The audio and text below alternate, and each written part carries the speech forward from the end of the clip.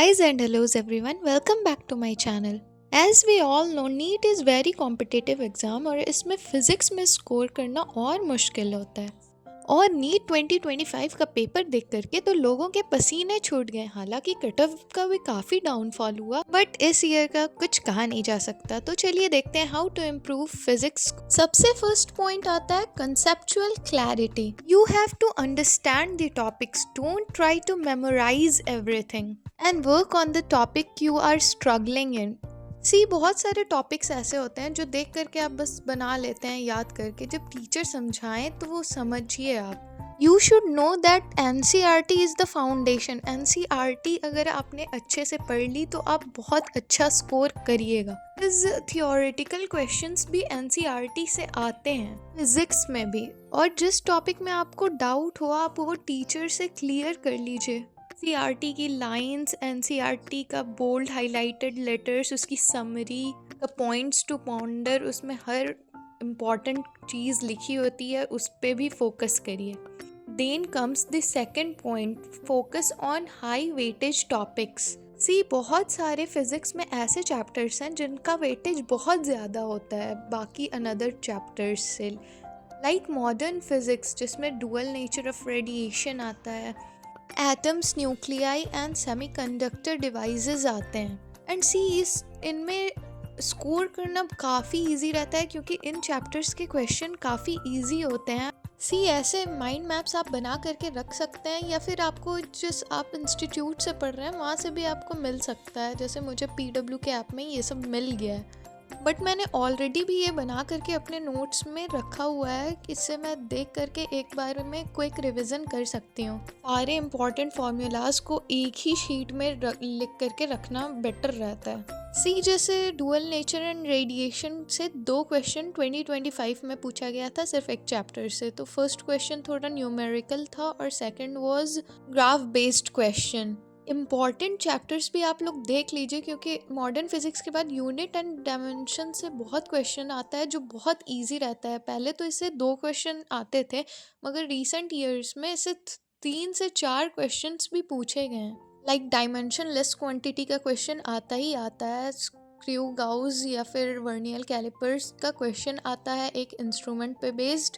Dimensional analysis का भी question आता है और सिग्निफिकेंट फिगर्स का भी। इन सब क्वेश्चंस में स्कोर करना बहुत इजी होता है। और इससे परसेंटेज एरर का क्वेश्चन तो काफ़ी इजी रहता है और ये हर साल पूछा जाता है। लास्ट ईयर भी 2025 में इतना मुश्किल क्वेश्चन था, फिर भी इसका परसेंटेज एरर वाला क्वेश्चन आया ही आया था। इसको आप एक गारंटीड क्वेश्चन मान सकते हैं। तो टोटल यूनिट एंड डायमेंशन से 3 से 4 क्वेश्चन पक्का है।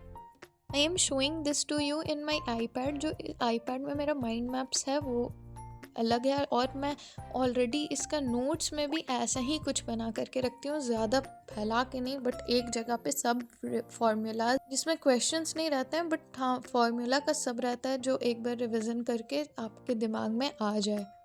क्वेश्चन आंसर के लिए अलग से कॉपी बना लेती हूँ। लास्ट ईयर में थर्मोडाइनमिक्स से 1, 2, 3, 4 क्वेश्चंस पूछे गए थे। हालांकि इतना क्वेश्चंस जनरली थर्मोडाइनमिक्स का नहीं आता है, बट इस साल काफ़ी वेटेज था उसका।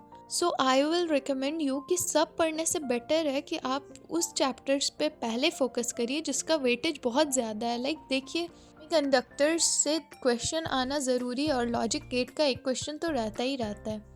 यूनिट एंड डायमेंशन से 2024 में तो 4 क्वेश्चन आए हुए भी थे, ये आप देख सकते हैं। फर्स्ट वर्नियर कैलिपर का था, second was dimensional analysis, third was also dimension less quantity का था, तो डायमेंशन ही बेस्ड था, और फोर्थ परसेंटेज वाला, ये तो हर साल का है। Then comes the next point, practice and mock test.